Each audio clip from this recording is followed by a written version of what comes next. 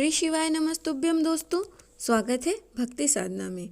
दोस्तों, गुरुवार के दिन पड़ रही है इस मास की सबसे बड़ी एकादशी, जिसे हम लोग देवउठनी एकादशी के नाम से भी जानते हैं।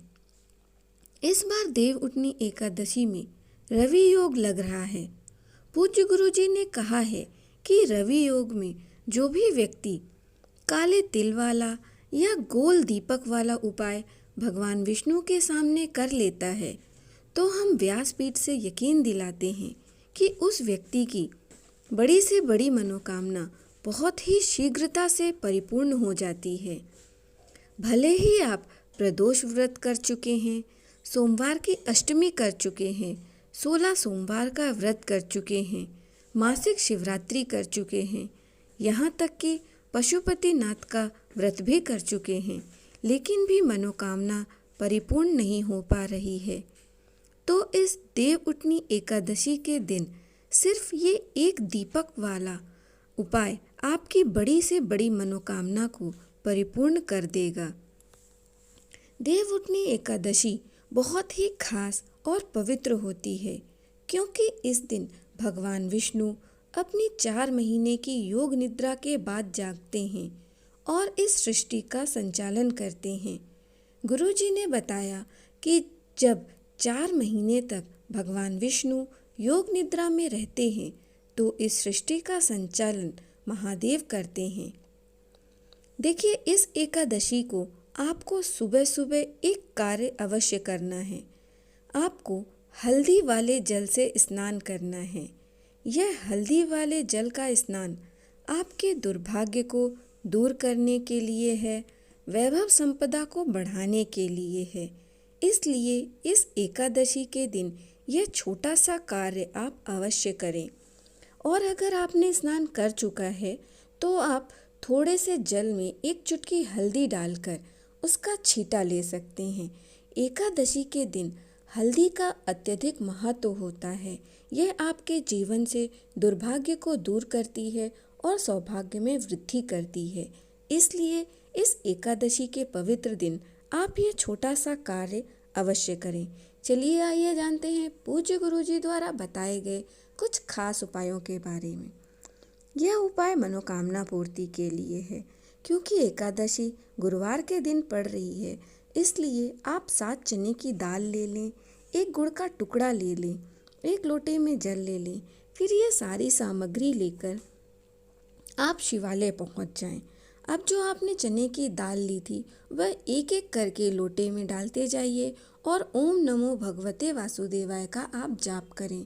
फिर इस गुड़ को आपको लोटे में अर्पित करना है। फिर इन गुड़ मिश्रित जल को आपको शिवलिंग के ऊपर धीरे धीरे समर्पित करना है और ओम नमः शिवाय का आपको जाप करना है। और वहीं बैठ के आपकी जो भी मनोकामना है, व्यापार से संबंधित, नौकरी से संबंधित, धन संपदा से संबंधित, वह महादेव से कहनी है।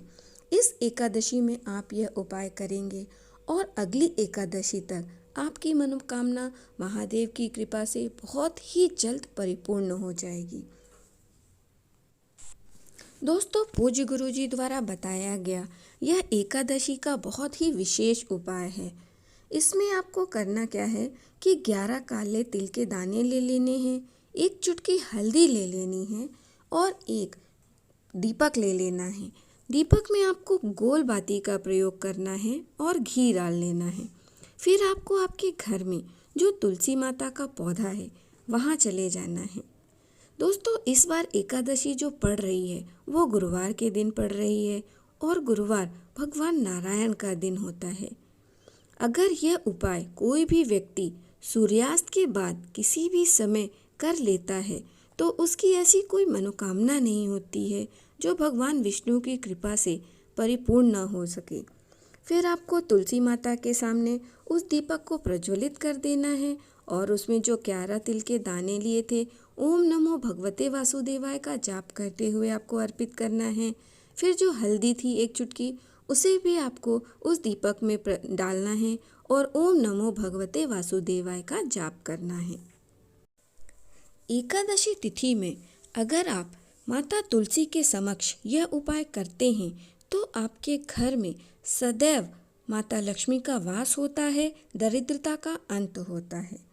दोस्तों, एकादशी के दिन पूज्य गुरुजी ने बताया है कि पीपल के वृक्ष में भी आपको 1 लोटा जल अवश्य समर्पित करना चाहिए। एकादशी के दिन आप एक विशेष कार्य और करें। आपको घर में जो भी लड्डू गोपाल की मूर्ति है, आप उनका स्नान अवश्य कराएं। पहले उन्हें शंख में कच्चा दूध से स्नान कराएं, फिर आप शुद्ध जल से भगवान विष्णु का स्नान कराएं। इस तरीके से करने से आपके जीवन में जो भी आर्थिक समस्या चल रही है, धन से संबंधित समस्या चल रही है, रुपए पैसे की जो प्राप्ति नहीं हो पा रही है, भगवान विष्णु की कृपा से सारी समस्याओं का अंत होगा। फिर स्नान कराने के बाद आप हल्दी का तिलक अवश्य लगाएं और भगवान विष्णु को भोग अवश्य अर्पित करें। और जब भी आप भोग अर्पित करें तो उसमें आप तुलसी का पत्ता अवश्य रखें, क्योंकि एकादशी के दिन तुलसी के पत्ते तोड़े नहीं जाते हैं। तो अगर आपको जो तुलसी पौधे के नीचे जो तुलसी के पत्ते मिल जाएं, आप उनका अर्पित कर दें, या आपके पास मंजरी हो, आप उसे भी भगवान विष्णु के भोग में अर्पित कर देते हैं। देवउठनी एकादशी में आप जो भी भोग लगाएं उसमें एक तुलसी का पत्ता अवश्य अर्पित करें। भगवान विष्णु को तुलसी अर्पित भोग बहुत ही प्रिय है और आपकी मनोकामना भी बहुत ही शीघ्र परिपूर्ण हो जाएगी। इस एकादशी में अगर आप ये सारे उपाय करते हैं तो आपके जीवन की सारी बाधाएं समाप्त होगी। आपके जीवन में सुख समृद्धि, मान सम्मान, वैभव की प्राप्ति होगी।